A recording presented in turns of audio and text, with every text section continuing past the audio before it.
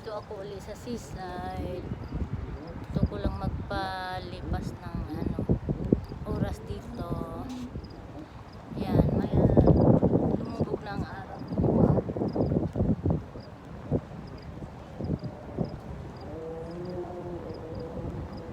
May mga sumasakay ng bangka. Hindi ko lang alam magkano bayad.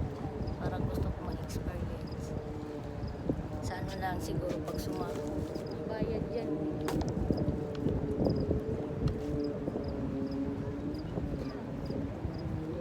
Ito. Yan. Mas gusto ko kasi dito tumambay at makalanghap ng sariwang hangin kaysa sa bahay.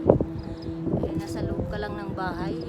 Kasi kagagaling lang namin sa sakit, yung virus na sa loob ng bahay. Kaya gusto ko dito magtambay.